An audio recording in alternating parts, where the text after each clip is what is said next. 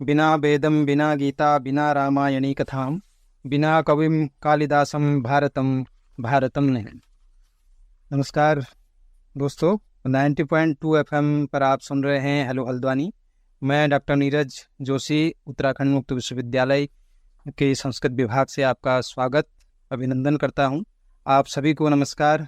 हम हर वर्ष संस्कृत दिवस मनाते हैं। इस वर्ष जो है संस्कृत सप्ताह को हम मना रहे हैं और उत्तराखंड मुक्त विश्वविद्यालय के स्टूडियो के माध्यम से हम इसको मना रहे हैं। और इसी कड़ी में आज हमारे बीच में हैं संस्कृत की विदुषी और संस्कृत सेविका और संस्कृत के लिए जो हमेशा तत्पर परायणता से कार्य को कर रही हैं और हमारी मार्गदर्शक भी हैं, और कुमाऊं विश्वविद्यालय के संस्कृत विभाग की विभागाध्यक्षा प्रोफेसर जया तिवारी मैम, आपका आज के इस कार्यक्रम में बहुत बहुत स्वागत अभिनंदन। कार्यक्रम प्रारंभ हो उससे पहले मैं, जैसा कि संस्कृत सप्ताह है, तो संस्कृत सप्ताह का ये द्वितीय हमारा व्याख्यान है, जिसमें आज हम चर्चा करने जा रहे हैं जो संस्कृत साहित्य की जो परंपरा है, उस परंपरा को हम पूरा जानेंगे और किस प्रकार से उसमें संस्कृत साहित्य का जो विविध आयाम हैं या फिर संस्कृत साहित्य की क्या उपयोगिता है, और संस्कृत का जो जनमानस में जो सामाजिकरण हो वो किस रूप में हो और कैसे उसको हम क्रियान्वित करें, कैसे उसको हम समाज तक पहुंचा पाएं, ये सभी मुद्दे और सभी जानकारियां आज हम सुनेंगे। मैं मैम से कहूँगा कि इन सभी मुद्दों पर हम बात करने से पहले एक संस्कृत का छोटा सा गीत मैं प्रस्तुत कर रहा हूँ, जो कि संस्कृत एक परंपरा है और हमारी परंपरा में किसी भी कार्य को प्रारंभ करने से पहले हम एक मंगल कामना करते हैं। तो जो संस्कृत गीत है वो गीत है नैव क्लिष्टा नच कठिना, यानी संस्कृत जो है नहीं कठिन है और नहीं क्लिष्ट है, ये इसका भाव है। और इसको मैं पंक्तिबद्ध गा रहा हूँ। तो सबसे पहले माँ शारदे को प्रणाम। तो गीत है वह सुरस सुबोधा विश्व मनोज्ञा ललिता हृदया रमणीया अमृतवाणी संस्कृत भाषा नैव क्लिष्टा न च कठिना, नैव क्लिष्टा न च कठिना।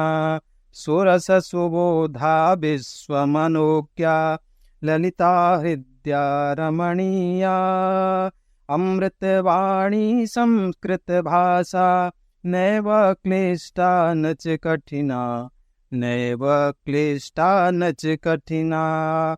कवि कोकिला वाल्मीकि विरचिता रामायण रमणीय कथा अतीव सरला मधुर मंजुला नैव क्लिष्टा न च कठिना, नैव क्लिष्टा न च कठिना।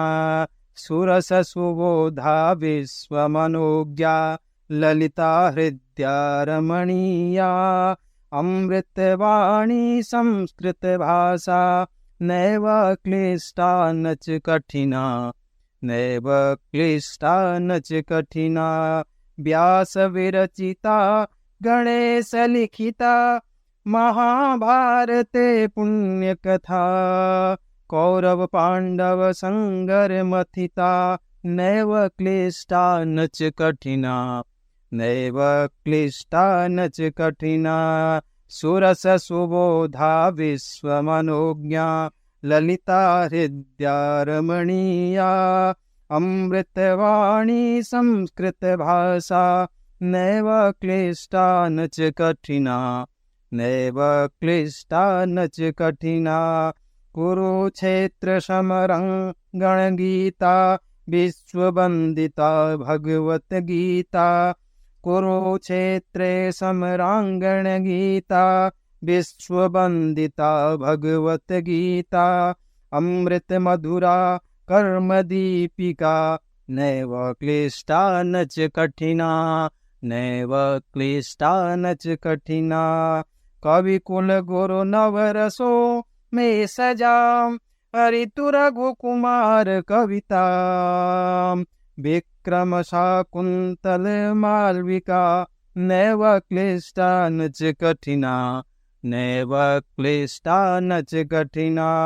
सुरस सुबोधा विश्व मनोज्ञा ललिता हृद्या रमणीया अमृतवाणी संस्कृत भाषा नैव क्लिष्टा न च कठिना, नैव क्लिष्टा न च कठिना। जैसा कि इस गीत से ही आप समझ रहे हैं कि संस्कृत भाषा कितनी सरल है, कितनी मधुर है और कैसा उसका सौंदर्य है, और वह किसी रूप में कठिन नहीं है। आज भले ही समाज जो है संस्कृत से भाग रहा हो, संस्कृत को सीखने का जो एक दौर हमारा रहता था वो दौर छूट रहा है। और इसी क्रम में हम जो है अगली कड़ी में आज के इस व्याख्यान पर बात करने जा रहे हैं। तो व्याख्यान को प्रारंभ करें उससे पूर्व में एक बार जो है मैम से आग्रह करूंगा कि जो संस्कृत की एक जो परंपरा रही है हमारी, जो हर साहित्य है, साहित्य की एक परंपरा रहती है, और ऐसे ही संस्कृत की एक परंपरा है, उसका एक वैदुष्य है, उसका एक माधुर्य है, सौंदर्य है। तो वह किस रूप में था और आज वर्तमान परिप्रेक्ष्य में वह किस रूप में आज संस्कृत है, इन सभी की जानकारी अब हम मैम से जानेंगे। बहुत बहुत धन्यवाद डॉक्टर नीरज, आपने मुझको यहाँ बुला करके मुझे अवसर दिया अपने मन की बातों को यहाँ पर कहने के लिए। लेकिन मैं जो भी यहाँ पर प्रस्तुत करूँगी संक्षिप्त रूप में प्रस्तुत करूँगी, और इसको प्रस्तुत करने के लिए से पहले मैं थोड़ा सा माँ शारदा से प्रार्थना करती हूँ कि हमारी परंपरा है, इसलिए शारदा शारदा अम्बोज वदना वदनाम्बुजे सर्वदा सर्वदा अस्माकं सन्निधिं सन्निधिं क्रियात्। ओम।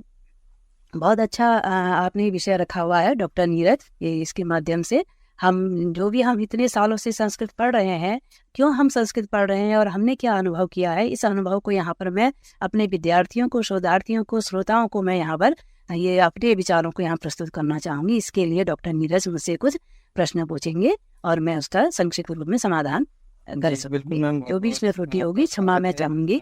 इस कार्यक्रम में आपने अपना अमूल्य समय हमें दिया, तो प्रारंभ करते हैं कि जो संस्कृत है और संस्कृत के जो विविध आयाम हैं। आज हम बात कर रहे हैं कि संस्कृत में जो है कहते हैं कि देव भाषा है, और लेकिन जो वर्तमान परिप्रेक्ष्य हम देख रहे हैं कि मृतप्राय जो है संस्कृत एक सीमित दायरे तक जो है संस्कृत रह चुकी है। तो कैसे इसको हम विविध आयामों तक, विविध आयामों में कैसे हम इसे पहुँचाएँ? तो हम ये देख रहे हैं संस्कृत साहित्य। पहले हम संस्कृत को लेंगे, संस्कृत जो शब्द है, क्योंकि हमारा जो भी शब्द होता है वो व्याकरण सम्मत होता है। तो संस्कृत जो शब्द है ये भी व्याकरण व्युत्पत्ति से बना हुआ है। इसका है सम उपसर्ग पूर्वक क्री धातु से तन प्रत्यय करके संस्कृत बना है, और बीच में भूषणार्थी सुट आगम हो गया है। तो जिसका अर्थ होता है भली प्रकार से किया गया, या भली प्रकार से परिष्कृत, परिमार्जित, सम्मार्जित, व्याकरण सम्मत। तो जो भी ये भाषा है वो हमारी संस्कृत भाषा ही कहलाएगी, इसलिए इसका नाम संस्कृत भाषा रखा गया है। और ये जो भाषा है इसको हमारे महाकवि दंडी ने कहा है कि संस्कृत नाम देवी वाग्यन वाक्यार्था महर्षि भी, अर्थात महर्षियों ने इस संस्कृत को देवी वाक कहा है, देवताओं की वाणी कहा है। और जब देवताओं की वाणी जब उसको कह दिया है तो वह अपौरुषेय है, अपरिवर्तनशील है, अनिवर्चनीय है, और उसका कोई विकार नहीं है। तो इसलिए ये शुद्ध परिष्कृत वाणी जो है वो पहले से चली आ रही है, आज भी वह उसी रूप में वो गंगा की धारा की तरह निश्रित हो रही है। और संस्कृत के साथ जो साहित्य शब्द जो लगा हुआ है, साहित्य का अर्थ है सहितस्य भावा, अर्थात हित की भावना, जो कल्याण की कामना करती है। जब हम पढ़ते हैं, साहित्य पढ़ते हैं, तो साहित्य का प्रयोजन होता है अर्थ लाभ के लिए, यश प्राप्ति के लिए, धन प्राप्ति के लिए, और व्यवहार ज्ञान के लिए, आनंद के लिए और उपदेश के लिए हम साहित्य पढ़ते हैं। तो ये सारी भावनाएं हमारी जिस काव्य में होती है, जिस संग्रह में होती है, वो हमारा साहित्य है। क्योंकि साहित्य, हम केवल शब्द को नहीं पढ़ रहे हैं, बल्कि साहित्य को पढ़ने के माध्यम से हमें ये सारी योग्यताएं आ रही हैं, हमारी सारी आवश्यकताएं पूरी हो रही हैं, हमारा व्यवहार ज्ञान हो रहा है और हमें आनंद भी आ रहा है। तो यही उद्देश्य होता है साहित्य का, इसलिए संस्कृत साहित्य। तो इसका तात्पर्य यह है कि जो संस्कृत साहित्य है वह आदि से ही चला आ रहा है, और इस संस्कृत साहित्य को दो धाराओं में बांटा गया है, एक वैदिक कालीन रूप में और एक लौकिक रूप में हम इसको देखते हैं। तो वैदिक कालीन रूप में हम ये कहते हैं कि वेद सर्वप्रथम आदि काव्य ग्रंथ जो है हमारा वेद माना जाता है, क्योंकि वेद है, देववाणी है, देव अपरुषेय है। इसको देवताओं ने कहते हैं कि इसकी रचना जो की ब्रह्मा ने के माध्यम से हुई है, ब्रह्मा ने श्री गणेश जी को लेखन के लिए कहा है। तो इस प्रकार से ये मनुष्यकृत वेद नहीं है। और इस वेद में जो वेद का अर्थ ही होता है, विद धातु से गहन प्रत्यय करके वेद बना हुआ है। वेद का अर्थ होता है ज्ञान, विद का अर्थ है ज्ञान। तो ज्ञान का भंडार, सारी सृष्टि का जो ज्ञान है हमारा, वह सब इस वेद में ही निहित है। क्योंकि जब ये कहते हैं कि हमारे जितने भी हमारे आचार्य हैं, जितने साहित्यकार हैं, जब वेदों के समय का जब काल ढूंढते हैं तो कई आचार्यों ने इसकी अलग अलग समय की सी गणना की है। तो हम केवल कुछ लोग कहते हैं कि हमारे स्वामी दयानंद सरस्वती कहते हैं कि सृष्टि के प्रारंभ से ही वेद रचे गए हैं, वेद है सृष्टि के प्रारंभ से। और श्री बाल गंगाधर तिलक का अनुमान है कि जो वेद हैं ये हमारे, ये ईसा पूर्व 6000 के हैं, अर्थात ईसा पूर्व 6000 पहले ही वेद लिखे गए हैं, रचे गए हैं, हमारे सामने आए हुए। तो ये वेद जो है ये विज्ञान का भंडार है, इसमें सब कुछ है हमारे जीवन का। तो इसको हम कैसे ढूंढें, किस रूप में ढूंढें, क्योंकि ये मंत्र के रूप में निबद्ध किए गए हैं और इस मंत्र को के माध्यम से इसको पढ़ना सामान्य व्यक्ति के लिए आज के युग में हमारे लिए थोड़ा सा श्रम साध्य होता है, इसलिए हम इससे बचते हैं। और इसी से बचने के लिए इनके ज्ञान को अलग अलग तरीके से महर्षि वेद व्यास ने इनको 4 भागों में विभाजित किया है। ऋग्वेद, यजुर्वेद, सामवेद, अथर्ववेद, 4 रूपों में इसमें विभाजित किया है। ये सब ज्ञान के भंडार है। और फिर इसी का ही क्रम आगे हम चलते हैं कि ब्राह्मण ग्रंथ लिखे गए, आरण्य ग्रंथ लिखे गए, उपनिषद लिखे गए, हमारे पुराण लिखे गए, वेदांग लिखे गए। तो ये सारी जो हमारी परंपरा है वो वैदिक कालीन परंपरा के अंतर्गत आती है। और ये सब जो वेदों में लिखा गया है वो सब इन्हीं में ही है। अगर हम वेद को मूल रूप से नहीं पढ़ पा रहे हैं तो अगर हम ब्राह्मण ग्रंथ पढ़ लें, आरण्य के पढ़ लें, उपनिषद पढ़ लें, अगर उपनिषद को पढ़ लेंगे तो हम उपनिषद से भी हम सारे वेद के सार को जान लेंगे। तो इस प्रकार से हमारे ज्ञान का भंडार हमें अगर जाना है, सीखना है, अपने जीवन को हमने अच्छा बनाना है तो हमें वेद की ओर लौटना है। यदि हम वेद को नहीं पढ़ पा रहे हैं तो वेद का जो सार हमारे मनुस्मृति हैं, इसको हम पढ़ें। हमारी स्मृतियाँ ग्रंथ हैं, स्मृति ग्रंथ हैं जो वेदों के ही सार हैं, हम इनको पढ़ें। तो इस प्रकार से हमारी परंपरा धीरे धीरे आगे बढ़ते जा रही है। गंगा की धारा की तरह हमारी स्मृति साहित्य तक हम पहुँच गए हैं। फिर हम देखते हैं उसके बाद फिर हमारा लौकिक युग आ जाता है। लौकिक युग में हम सर्वप्रथम जो हमारा संस्कृत साहित्य का जो आदि काव्य हमारा कहलाता है कि लौकिक साहित्य में, लौकिक युग में हुआ है महर्षि वाल्मीकि का रामायण है। रामायण हम कहने से ये नहीं है कि इसमें राम की ही कहानी है, राम सीता की कहानी है, बल्कि इसमें वेदों का सारा तत्व है, सारा ज्ञान जो है हमारे रामायण में भरा है। कि रामायण हमको अपने जीवन से लेकर के अंतिम समय तक हमें किस प्रकार से अपने जीवन को चलाना है, कैसे कार्य हमें करने हैं, कैसा हमारा व्यवहार होना है, ये सारा ज्ञान जो है हमारे रामायण में। और रामायण जो लिखा गया है वो वेदों के ही ज्ञान पर आश्रित है। इसी प्रकार से हम परंपरा हमारी आगे बढ़ रही है कि महर्षि वेद व्यास का लिखा हुआ महाभारत आता है, जो वो भी हमारा धर्म, अर्थ, काम, मोक्ष चारों ही पुरुषार्थों से युक्त है महाभारत। तो इस प्रकार से हमारी परंपरा जो है वो वेदों को नहीं छोड़ रही है, क्योंकि वेदों से ही विस्तृत सारा ज्ञान हमारे रामायण में है और महाभारत में।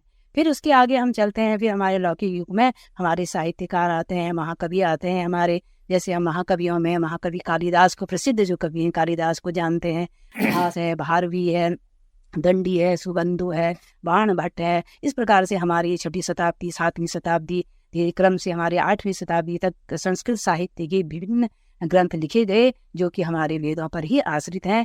और उसके बाद जो हमारे महाकवि कालिदास हैं, अश्व घोष हैं, हमारे भास हैं, भारवी हैं, इन्होंने जो भी ग्रंथ संस्कृत साहित्य के जो ग्रंथ लिखे हैं वो सब रामायण और महाभारत पर आश्रित है। क्योंकि रामायण और महाभारत में जो कुछ कहा गया है वो सब वेदों से ही लिए गए हैं।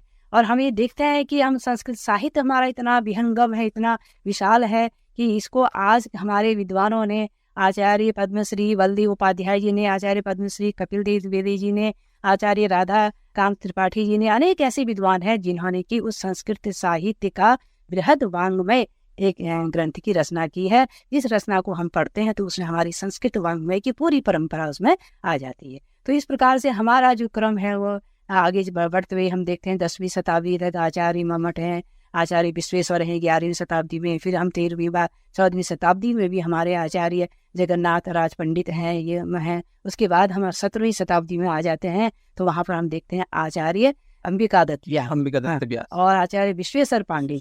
ये हमारे सब 17वीं कहना चाहिए 17वीं शताब्दी के हमारे संस्कृत साहित्यकार हैं, जिन्होंने कि संस्कृत साहित्य की धारा को इस प्रकार से उसको आगे बढ़ने दिया। उस पुराने ज्ञान को, हमारे उसमें संपूर्ण ज्ञान है, उस ज्ञान को उन्होंने अपने काव्य धारा से इस प्रकार से इसमें पिरोया हुआ है। तो इस प्रकार से हमारे अंबिका दत्त व्यास है, जगन्नाथ पंडित जी हो गए, उसके बाद हमारे विश्वेश्वर पांडे जी हो गए। फिर और हम आगे बढ़ते हैं तो हमारे उसी पंडित छमाराव, पंडिता छमाराव, मतलब ये आती हैं। आधुनिक संस्कृत साहित्य का फिर दौर हमारा 18वीं शताब्दी से प्रारंभ हो जाता है। तो 18वीं शताब्दी में भी हमारे 18वीं शताब्दी से लेकर के अभी हमारी ये 21वीं शताब्दी चल रही है, इसमें भी निरंतर हमारे वेदों पर, रामायण और महाभारत और पुराणों पर आश्रित होकर के उन्हीं के ही ज्ञान को लेकर के हमारे संस्कृत साहित्यकार उस ज्ञान की धारा को विभिन्न साहित्य की विधाओं से वह आगे बढ़ाते जा रहे हैं। और उन विधाओं में हमारी अनेक विधाएं हैं कि संस्कृत साहित्य को हम किस प्रकार से समाज के लिए लाएं, किस प्रकार से हम देश की और राष्ट्र की, विश्व की उन्नति करें, उसके ज्ञान को हम कैसे समाज में विस्तारित करें। तो उसके लिए अनेक संस्कृत वाङ्मय की अनेक धाराएं बताई गई। जैसे हम देखते हैं कि संस्कृत वाङ्मय को हम पहले दृश्य काव्य के रूप में और श्रव्य काव्य के रूप में, दो काव्यों के रूप में विभाजित करते हैं। तो दृश्य काव्य के अंतर्गत हमारे 10 रूपक आ जाते हैं और 18 उपरूपक आ जाते हैं। ऐसे ही हमारे श्रव्य काव्य के अंतर्गत हमारे महाकाव्य हैं, हमारे गद्य हैं, उसमें गद्य आ गया, काव्य आ गया, और हमारे छंद खंड काव्य आ गए। तो इस प्रकार से हमारे संस्कृत वाङ्मय की जो विविध आयाम है उनको इस रूप में हमारे कवियों ने आगे मिश्रित किया है। और आज भी हम देखते हैं जैसे डॉक्टर कपिल देव द्विवेदी जी, ये बहुत इस समय इतने महत्वपूर्ण और इतना अच्छा इन्होंने एक संस्कृत साहित्य का समीक्षात्मक इतिहास लिखा हुआ है, जिसको हम देखते हैं उन्होंने कितने सरल तरीके से उसके विभाजन किए हैं। उसका पहला खंड वैदिक साहित्य दिया है, फिर वो पुराण में आते हैं, फिर रामायण में आते हैं, फिर महाभारत में आते हैं, फिर महाकाव्य में आते हैं, फिर नाटक में आते हैं, फिर गद्य काव्य में आते हैं, फिर गीति काव्य में आते हैं, फिर सुभाषित ग्रंथ में आते हैं, फिर कथा साहित्य में आते हैं, फिर चंपू काव्य में आते हैं। और उसके बाद वो संस्कृति की धारा को, संस्कृति के ज्ञान को विभिन्न विधाओं के माध्यम से मिश्रित करते हैं। और अंत में वो संस्कृत पत्र पत्रिकाओं का भी विमर्श करते हैं और उसकी उपयोगिता को भी यहाँ पर प्रतिपादित करते हैं। तो कहने का ये भाव है, हमारा संस्कृत साहित्य की जो परंपरा है वह वैदिक काल से लेकर के आज भी वो इसी तरीके से हमारे समाज को, राष्ट्र को, देश को पवित्र कर रही है, अपने ज्ञान से वो पवित्र कर रही है। बस हमें क्या करना है कि उस संस्कृत साहित्य के वांग को एक बार हमें अवसर निकाल करके उसको हमें पढ़ना है। अगर हम वेद नहीं पढ़ सकते हैं तो हम हमारे जो आर्ष काव्य हैं उनको पढ़ लें। अगर हम आर्ष काव्य नहीं पढ़ सकते हैं तो जो हमारे साहित्यकार हैं उन्होंने जो ग्रंथ लिखे हैं, बड़े बड़े ग्रंथ, हम उनको, जैसे महाकवि कालिदास का हम रघुवंशम पढ़ लें, किरातार्जुनीयम पढ़ लें, और हम मेघदूतम पढ़ लें। ऐसे ही हम नैषधीय चरितम को पढ़ लें, किरातार्जुनीयम को पढ़ लें, उत्तरामचरितम नाटक को पढ़ लें। तो हम जिस ग्रंथ को भी हम पढ़ेंगे, कोई भी साहित्यकार जो होता है वह ग्रंथ को निरुद्देश्य नहीं लिखता है। उसका लिखने का कुछ ना कुछ उद्देश्य ही होता है कि मैं समाज के लिए कुछ अच्छा ज्ञान दे दूं, जिससे कि समाज के प्रत्येक प्राणियों का जीवन आसानी से, सरलता से व्यतीत हो जाए। तो इसी क्रम में हम देखते हैं कि हमारे संस्कृत वाङ्मय का जो परंपराएं हैं, इसी परंपराओं में एक हमारी भारतीय संस्कृति है जो कि वो हमारी वैदिक काल से आज भी हम उसको अपना रहे हैं। तो ये कहा भी जाता है कि हमारा संस्कृति और संस्कार, ये तीनों को हमें अक्षुण्ण बनाए रखे रहना है। अक्षुण्ण तो है ही ये, और हमें इसको आगे भी हमें बनाए रखना है। और इनको बनाने के लिए हमें संस्कृत को पढ़ना, जानना, समझना, उसका सम्मान करना हम सब का कर्तव्य है। हम सब गृहस्थ वालों का, हम सब समाज का, हम सब पुरुषों का, हम सारी सृष्टि की रचनाओं का, ईश्वर के द्वारा जो हमारी रचना की गई है, हमारा कर्तव्य है कि हम ईश्वर के द्वारा निर्मित किए गए जो काव्य ग्रंथ हैं हम उनको पढ़ें, अध्ययन करें। इन्हीं के साथ में संस्कृत साहित्य का जो परंपरा है इसका संक्षिप्त विवरण यहाँ पर मैंने प्रस्तुत कर दिया है। बिल्कुल मैम, बहुत बढ़िया। आपने जो है इतने कम समय में जो है पूरा सार तत्व आपने जो है प्रस्तुत कर दिया। और जैसा कि आपने संस्कृति से लेकर के भारतस्य प्रतिष्ठित संस्कृतम संस्कृतिस तथा, यानी हमारी जो प्रतिष्ठा और उस संस्कृत और संस्कृति को आपने लेकर के इतना सुंदर जो है सूत्रात्मक विधि से आपने इसको प्रस्तुत किया। और वस्तुतः जो संस्कृत साहित्य है, संस्कृत साहित्य जो है हमारा जो दैनिक जीवन है उसे व्यवस्थित करने का काम भी जो है कहीं ना कहीं साहित्य करता है। आप रामायण ले लीजिए या फिर किसी भी ग्रंथ को ले लीजिए, तो यानी जीवन कैसे व्यवस्थित किया जाए और व्यवस्थित रूप में कैसे जिया जाए, और इसे जीने का जो तरीका है वह भी हमें शास्त्र बताता है। और आज हम देख रहे हैं कि अभी जैसे कि अभी हमारा चंद्रयान 3 जब लॉन्च हुआ था और सफल उसका जो लैंडिंग हुई, उसके बाद उसके जो प्रमुख थे एस सोमनाथम, यानी एस सोमनाथन का दावा था कि जो संस्कृत है और संस्कृत जो भाषा है वो संस्कृत भाषा जो है इसके अंदर विज्ञान का सिद्धांत है। और विज्ञान का सिद्धांत होने के कारण और कई सारी चीज़ें इसमें हैं, और जिससे संस्कृत की जो उपयोगिता है, यद्यपि संस्कृत की उपयोगिता प्रासंगिकता वैश्विक है, वो आज नहीं तब भी उतनी ही थी और अब भी उतनी ही है, आज से आने वाले हजारों या दसियों वर्ष बाद भी जो है उतनी ही होगी। तो क्या संस्कृत जो है इस रूप में अभी संस्कृत का स्वरूप बदला है क्या? जो आपने प्रश्न पूछा है, बहुत अच्छा प्रश्न पूछा है कि हम देख रहे हैं संस्कृत का, जैसे हमने कहा है कि ये देववाणी है और ये क्या शाश्वत है और इसमें परिवर्तन नहीं किया जा सकता, क्योंकि व्याकरण सम्मत भाषा होने के कारण ये जो संस्कृत भाषा है हमारी व्याकरण सम्मत भाषा है, और ये एक बार अगर बन गई है तो इसमें हम अपनी तरीके से कोई परिवर्तन नहीं कर सकते हैं। ये शुद्ध परिष्कृत भाषा है, तो इसलिए हम इसमें परिवर्तन नहीं कर सकते हैं। और ये जो चल रही है, इसी संस्कृत भाषा जो है वो उसकी महत्ता हम देखते हैं अपने जीवन में, कि जैसे हम एक ये कह सकते हैं कि अपने जीवन में हमसे किसी ने कहा कि अगर आत्मविश्वास आपको बढ़ाना है तो आप सूर्य को जल चढ़ाइए, आदित्य हृदय स्तोत्र पढ़िए। तो हमने देखा कि ये स्तोत्र संस्कृत में है, तो क्यों ना हम इसको पढ़ने का अभ्यास करें। तो हमने पढ़ा और वास्तव में हमने अनुभव किया कि हम पर एक आत्मविश्वास बढ़ा। तो हमारे जो संस्कृत के मंत्र हैं, हमारी जो संस्कृत भाषा है, वो शुद्ध होने के कारण उसके अर्थ भी शुद्ध निकलते हैं। इसीलिए परिष्कृत भाषा है, शुद्ध परिष्कृत भाषा है, और उससे निकला हुआ जो अर्थ होगा वो भी उसी तरीके से उसका परिणाम देगा। इसलिए हम ये देखते हैं वो प्राचीन काल से चल रही है, अभी भी वो वैसी ही है, वही है, उसमें कुछ परिवर्तन हम नहीं कर सकते हैं, उसमें कोई धुरा छुपा नहीं है, उसमें कोई कमी नहीं आई है। बस हमको उसको समझना है, उसके अध्ययन को करना है और जानना है, उसकी महत्व को जानना। जी बिल्कुल, बहुत बढ़िया मैम। जैसा कि संस्कृत भाषा जो है अभी हम देखते हैं कि प्रायः जो है संस्कृत का बोलने का जो भी स्तर है, वो भी समाज में संस्कृत के प्रति लोगों की जो रुचि है वो उतनी अन्य विषयों की अपेक्षा कम है। उसका कारण यदि हम कहें कि संस्कृत को कई लोग क्लिष्ट रूप में मान रहे हैं, कई लोग कहते हैं कि संस्कृत कठिन भाषा है या फिर इस तरीके से है, तो जो संस्कृत भाषा है उसको जनमानस तक हम कैसे ले जाएं, और उसका जो सामाजिकरण है, आज बाजारवाद का समय है और इस समय जो है हर कोई विषय जो है एक अपने आप को रिप्रेजेंट करता है कि किस तरीके से उसमें व्यवसाय को खोजा जाए, रोजगार को खोजा जाए, और उसका जो सामाजिकरण है एक समाज में उसको कैसे लोगों तक हम पहुंचाएं, किस तरीके से विषय आप देखती हैं? हम ये देख रहे हैं कि संस्कृत का यद्यपि हर भाषा का अपना अपना महत्व है, हम देख रहे हैं हमारे देश में विभिन्न भाषाएं हैं, लेकिन हर भाषा का अपना महत्व है, हर भाषा की अपनी संस्कृति है। लेकिन उससे बढ़कर की भी संस्कृत भाषा जो है वो तो विश्व की भाषा है, वो केवल हमारे घर की, हमारे परिवार की, हमारे राष्ट्र की, हमारे प्रांत की भाषा नहीं है, वो विश्व की भाषा है, और उसमें विश्व के कल्याण की कामना है और विश्व के लिए उसमें उपादेयता है। उसमें हम देखते हैं कि विश्व की जो अधिकांश भाषाएं हैं उन भाषाओं में भी संस्कृत भाषा के शब्द प्राप्त होने से हैं, विश्व की अनेक भाषाएं हैं, उन भाषाओं में हमारे संस्कृत के शब्द भी प्राप्त होते हैं, होने से इस भाषा को हम मातृभाषा नाम से जान सकते हैं। साथ ही इस भाषा को हम देव भाषा, मधुरा भाषा, अमरा भाषा, गिरवाण वाणी, सुर भाषा इत्यादि अनेक नामों से इसको व्यवहारित करते हैं। इसी कारण यह भाषा आज भारत के साथ विभिन्न देशों में तथा विश्व की सर्वश्रेष्ठ वैज्ञानिक संस्था नासा में अपनी लोकप्रियता को प्राप्त कर रही है।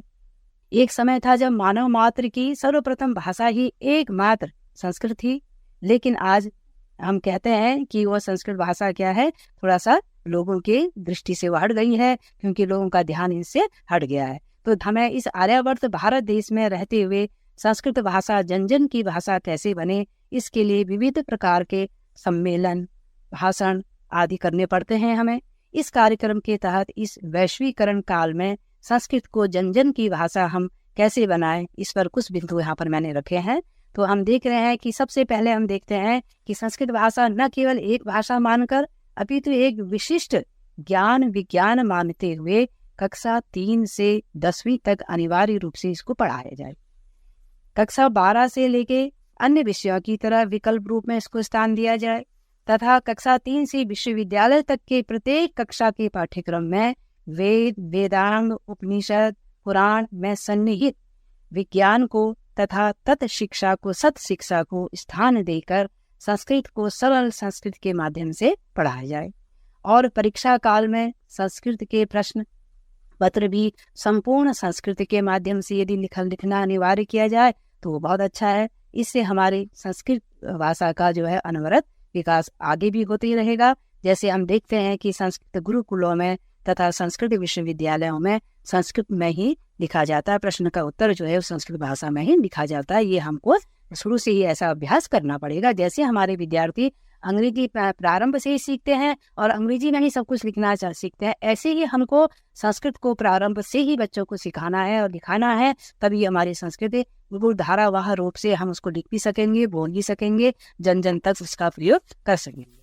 और दूसरा यह है कि एक समय था जब हम देखते हैं कि मानव सोचता था कि सा विद्या या विमुक्ति के लिए शिक्षार्जन करता था, कि पहले जो व्यक्ति था वह शिक्षार्जन इसलिए करता था कि उसे हमें मोक्ष की प्राप्ति, हमें अंतिम लक्ष्य की प्राप्ति, हमें आनंद की प्राप्ति होगी। लेकिन आज हम देख रहे हैं कि शिक्षा का उद्देश्य हो गया है सा विद्या या नियुक्ति। विद्या वही है जिससे हमें नियुक्ति मिलती है। तो इसके लिए सर्वोत्तम उपाय यही है कि हमें क्या करना चाहिए कि हमारी जो भी परीक्षाएं होती हैं केंद्र या सरकार या इनके द्वारा निश्चित कर देना चाहिए कि प्रतियोगी परीक्षाओं में भी उनके 10% प्रश्न अनिवार्य रूप से हमें बृहद संस्कृत वाङ्मय से पूछे जाने चाहिए।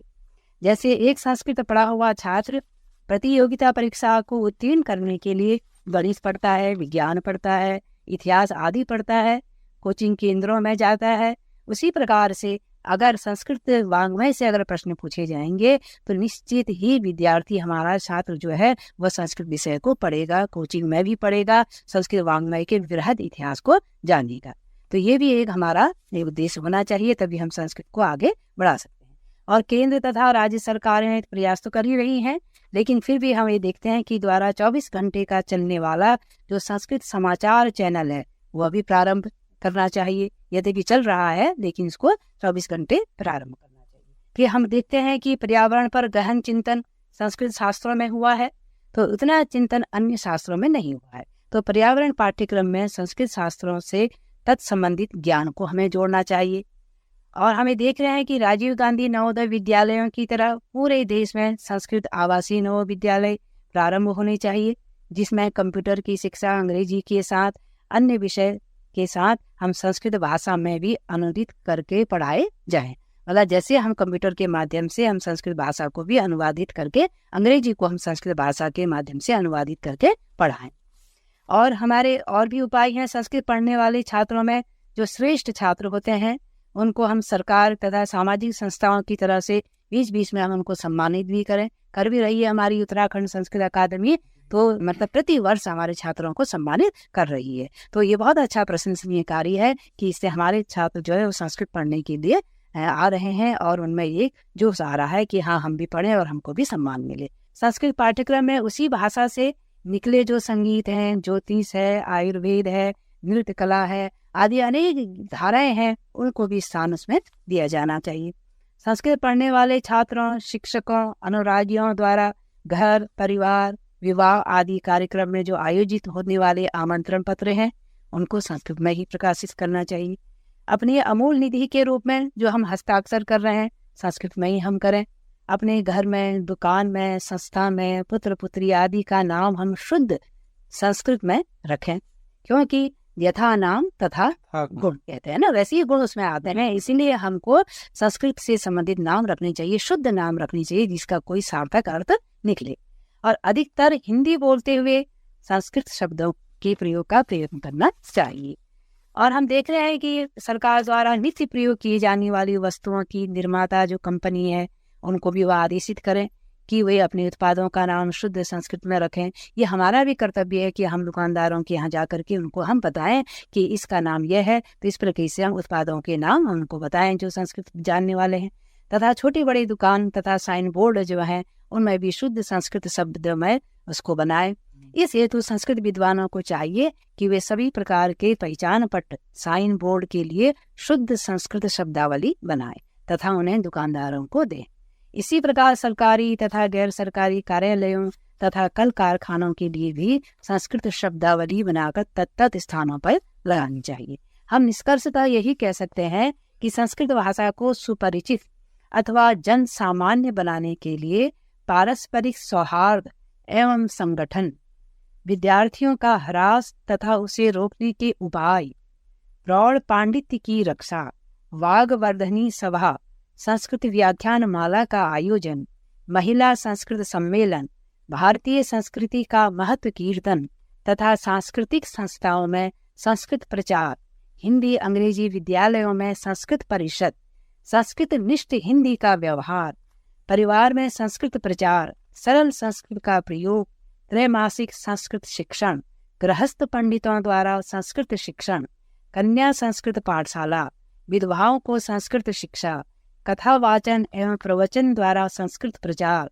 विवाह आदि में संस्कृत प्रचार, संस्कृत नाटकों का अभिनय, संस्कृत गीतों का प्रचार, संस्कृत कवि सम्मेलन, संस्कृत साहित्य का प्रचार, साहित्यकारों की जयंती, संस्कृत पत्र पत्रिकाओं का प्रचार, नेताओं में संस्कृत प्रचार, पुरस्कार निर्धारण, अप्रचलित ग्रंथों का अध्ययन एवं प्रचार, संस्कृत साहित्य सेवियों का सम्मान तथा उन्हें सहयोग करना, संस्कृत में विज्ञापन पटन साइन बोर्डों का निर्माण, प्रकाशन एवं प्रचार, विशिष्ट विद्वानों का संस्कृत प्रचारार्थ भ्रमण, विदेशों में संस्कृत प्रचार, संस्कृत सूक्तियों का प्रयोग एवं आदर्श वाक्यों का प्रयोग करना चाहिए, क्योंकि स्वे स्वे कर्मण्य अविरतः संसिद्धिं लभते नरः। श्रीमद् भगवद गीता में आया है, अपने अपने कार्य में लगे रहने से मनुष्य सिद्धि प्राप्त करता है। अगर हम इन कार्यों में लगे रहेंगे, अवश्य ही हमारी संस्कृत भाषा पहले की तरह आज भी सभी के मुंह से तो तुरंत यह निकलती रहेगी, निश्रित धारा की तरह बहती रहेगी। क्योंकि कहा भी गया है, यशः पुण्य रवाप्यते, अर्थात चाणक्य नीति में कहा है, अच्छे काम करने से यश का प्राप्त होता है। अतः संस्कृत भाषा का प्रचार प्रसार ये सब अच्छे काम है, ये देव कार्य है, ये विश्व कल्याण के कार्य हैं। इसलिए हमें इसका प्रचार प्रसार करना चाहिए, इसका अध्ययन करना चाहिए, इसको विषय में लगाना चाहिए, प्रतियोगी परीक्षाओं में इसको अवश्य स्थान देना चाहिए। जी बिल्कुल, आपने तो बिल्कुल संस्कृत का जो सामाजिकरण कहा आपने, जो है किस रूप में आपने इसको बताया कि संस्कृत किस रूप में पुरस्कार से या सम्मान से, सम्मेलनों से, सरल घर में सरल वाक्य के इस तरीके से हम इसको करें। और आज जहाँ जो हमारी वैदिक परंपरा थी कि सा विद्या विमुक्त, आपने बड़ा सुंदर जो है उदाहरण दिया, उस दृष्टांत को बताया। और आज वर्तमान परिप्रेक्ष्य में चीज़ें बदल इसलिए भी गई हैं कि आज जो है सा विद्या नियुक्त है, हर कोई व्यक्ति केवल अपने अर्थवश जो है चीज़ों को ग्रहण कर रहा है, और कहीं न कहीं इससे उस तत्व को जानने में जो है विलम्ब हो रहा है। और जैसा कि संस्कृत की जो प्रासंगिकता है, संस्कृत का जो गौरव है, उस गौरव को हमारी जो अभी NEP नई शिक्षा नीति जो आई है 2020, उसमें संस्कृत के सौंदर्य के संरक्षण के लिए हमारी जो संस्कृत का जो सौरभ है, गौरव है, उस गौरव के संरक्षण के लिए भारतीय ज्ञान परंपरा को आप उसे अनदेखा नहीं कर सकते हैं, उसे आपको लेना होगा और काव्यगत लाना होगा। उस रूप में भी हमें काम करना है आगे, जिससे आने वाले समय में जो है संस्कृत का परिमार्जन हो सके और समाज में एक नई रूप में जो है इसे हम ला सकें। प्रश्न एक और है कि संस्कृत को आज हम किस रूप में समाज को सरल रूप में, आज क्योंकि हर कोई व्यक्ति जो है सहज रूप में जाना चाह रहा है, संस्कृत को प्रायः कठिन रूप में वो लेता है, तो सरल रूप में उसे कैसे वो उसे ग्राह्यता उसे करे। वो देखिए, संस्कृत तो पढ़ने जैसी यह है कि है सरल है, क्योंकि हम ये जब देखते हैं उसको हम अगर हमको उसका प्रारंभिक ज्ञान अगर हम पहले दें, क्योंकि मंजिल में जाने के लिए हमें पहली सीढ़ी में चढ़ना ही पड़ता है, हम सीधे ऊपर नहीं जा सकते हैं। ऐसे ही संस्कृत को जानने के लिए हमको पहली सीढ़ी हमको पढ़नी है, जानी है। तो पहली सीढ़ी जो है हमारी सबसे पहले है अक्षर ज्ञान जो हमारा है। तो अक्षर ज्ञान हमको दिखाना है, पढ़ाना है बच्चों को, तो इसके लिए हमको संस्कृत जो है हमको प्रारंभ में से ही कर लेनी है। मान लो कभी ऐसा होता है कि कोई विद्यार्थी मतलब कक्षा 1 से लेकर के उसने 12 तक संस्कृत नहीं पढ़ी है, देखिए हम जब देख रहे हैं कि अरे संस्कृत का बहुत महत्व है, बहुत महत्व है, और इसलिए वो एक उसके दिमाग में आता है कि अरे चलो मैं भी देख लूँ क्या है संस्कृत में। तो यहाँ हम देखते हैं कि जब ये स्तर में भी अगर विद्यार्थी आते हैं तो संस्कृत को जब हम उसको पढ़ाते हैं तो हम ये कहते हैं कि संस्कृत की जो प्रारंभिक पृष्ठभूमि है पहले उसको आप समझिए। तो हम पहले उसको प्रारंभिक पृष्ठभूमि समझाते हैं, उसको हम छोटे छोटे वाक्य बताते हैं, जैसे अपना परिचय हम बताएंगे उसको छोटे, जैसे मेरा नाम ये है ना, तो मेरा को क्या कहते हैं, नाम को क्या कहते हैं, हूँ को क्या कहते हैं। तो इसके लिए हम एक एक वाक्य छोटे छोटे वाक्यों से हम उसको मतलब बताते हैं कि इस तरीके से आप सीखिए। तो एक दिन में हम उसको नहीं बता सकते हैं, लेकिन थोड़ा थोड़ा हम समय उसको लगा देते हैं कि मम नाम कमला अस्ति। तो मम माने मेरा, नाम माने नाम, कमला को कमला कहेंगे और है को अस्ति कहेंगे। ऐसे और मैं कक्षा 8 में पढ़ती हूँ तो मैं को अहम कहते हैं, कक्षा को कक्षायाम, कक्षा में सप्तमी विभक्ति एक वचन है। तो यहाँ पर हमको समझाना पड़ेगा कि कक्षा में आ की मात्रा है, जिसमें आ की मात्रा होती है वो स्त्रीलिंग होता है। स्त्रीलिंग के रूप रमा की तरह चलते हैं। रमा के षष्ठी विभक्ति में, सप्तमी विभक्ति में रमायाम होता है, तो कक्षायाम। और पठामी पढ़ता हूँ, तो अगर मैं के लिए होगा तो पठामी होगा, पढ़ती हूँ होगा तो पठती, मतलब अहम पठामी हो जाएगा, आप पढ़ती हैं तो पठती हो जाएगा। तो इस प्रकार से प्रारंभिक चीज़ें हमको उसको सिखानी पड़ेंगी। और दूसरा, हमको उसको अच्छी अच्छी श्लोकों के माध्यम से ऐसे श्लोक हमको सुनाएंगे।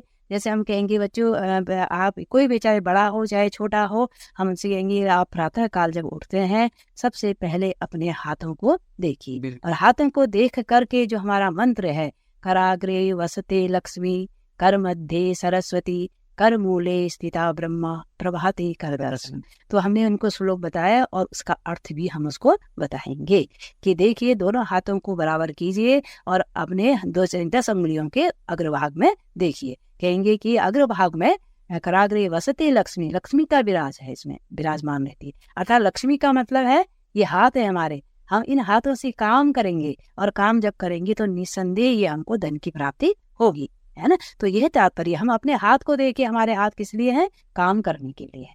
तो हम उसको, इसके साथ साथ हमको ये भी स्पष्ट करना होगा कि कराग्रे वसते लक्ष्मी, अर्थात लक्ष्मी कहाँ बैठती है, हमारे कर्म में बैठती है। जब हम कर्म करेंगे तभी हमको धन की प्राप्ति होगी। और कर मध्य, कराग्रे वसते लक्ष्मी, कर मध्य सरस्वती, और कर के बीच में हमारी सरस्वती है। सरस्वती का वास हमारे बीच में है। सरस्वती विद्या की देवी है और हम विद्या का अर्जन करें, हम किताबें पढ़ें। हमारे परंपरा में जो बताया गया है कि हम प्रातःकाल उठ करके अपने नित्य कर्म को करके फिर हम अध्ययन में लग जाएं। तो हम अध्ययन करें, क्योंकि हमारा एक कर्तव्य ब्रह्मचर्य का हम अवस्था में है, तो हमारा अध्ययन करना हमारा परम कर्तव्य है। और स्वाध्याय भी करना है हमको, जो बड़े हैं लोग हैं और जो जिनकी ब्रह्मचर्य अवस्था बीत गई है वो स्वाध्याय भी करें। तो स्वाध्याय में जितने भी अच्छे अच्छे ग्रंथ हैं हमारे, जो हमारे धार्मिक ग्रंथ हैं, हमारे आध्यात्मिक ग्रंथ हैं, जो हमारे ज्ञानवर्धक ग्रंथ हैं, व्यवहार के प्रदान करने वाले ग्रंथ हैं, हम उनको पढ़ें। तो सरस्वती का तात्पर्य हम बीच में पुस्तक रखते हैं, तो इसका मतलब हम पुस्तक पढ़ें। और कर मूले तू गोविंद, और कर्म के जो नीचे है, मूल में है, वहां पर गोविंद का निवास है। अर्थात यहाँ पर गोविंद जो है वो सबके पालक हैं, रक्षक हैं। अर्थात हमारा हाथ ही जो है वो कर्म भी करता है, हाथों से ही हम विद्या अध्ययन भी करते हैं, पुस्तकें अपने हाथ में रखते हैं, अध्ययन करते हैं, और हाथों से ही हम सबका पालन पोषण भी करते हैं। तो तीनों भाव हमारे हाथों में। हम प्रातःकाल अपने हाथ को देखें कि हमारा जन्म किस लिए हुआ है, कर्म करने के लिए हुआ है, ये हमारा एक जो अर्थ निकलता है। तो हम इस तरीके से हम उसको बताएं कि अगर हम उसको हिंदी में समझाएंगे, अन्य भाषाओं में समझाएंगे तो वो विस्तार हो जाएगा, समय लगेगा। इसलिए हमने इसको संक्षिप्त रूप में, परिष्कृत रूप दे दिया।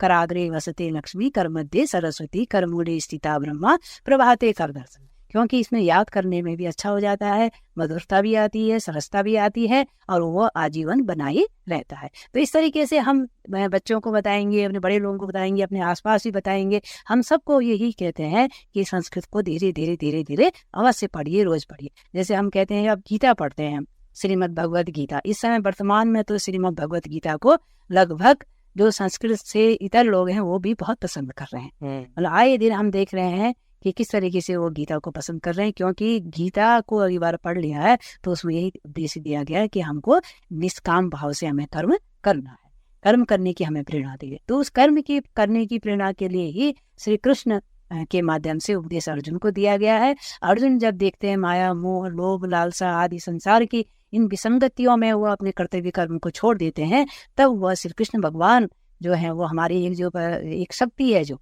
वो शक्ति है, हमको सही मार्ग को प्रेरित करने के लिए ये बनाई गई है श्रीमद् भगवत गीता। ये हम ये नहीं देखते हैं कि वो श्री कृष्ण है, वो अर्जुन है, बल्कि वो एक ऐसी शक्ति है जो कि हर मनुष्य को प्रेरित कर रही है कि तुम इन सब काम, क्रोध, मोह, लोभ, माया में मत पड़ो, केवल तुम अपने कर्तव्य पथ के मार्ग में चलो, अपने धर्म का काम को, शास्त्र विहित जो कर्म है उन कर्म को करो। तो इस तरीके से हम संस्कृत को जन सामान्य के बीच में ला करके उनको हम बता सकते हैं। और हम कहते हैं कि सदाचार का पालन करिए।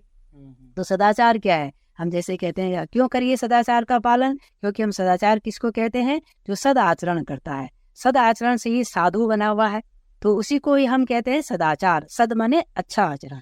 अच्छा आचरण किसका होता है? साधु लोगों का, संत लोगों का आचरण होता है। और इसीलिए संत लोगों के पास जाइए कहते हैं, है ना, कि एतद् देश प्रसूतस्य सकाशात पुनः जन्मना, मतलब हर प्रत्येक व्यक्ति जो है वह इस देश के सदाचारी व्यक्तियों के पास जाकर के शिक्षित हों। ये हमारे शास्त्रों में उपदेश हमको दिया गया है। तो हम सदाचारी व्यक्तियों के पास जाएं, विद्वानों के पास जाएं, सत्संग में जाएं, अच्छे लोगों के पास जाएं और उनसे हम सदाचार की शिक्षा सीखें। क्योंकि सदाचार पालन से क्या होता है, आचाराद लभते आयु, है ना, आचार से आयु की प्राप्ति होती है, अच्छे आचरण से।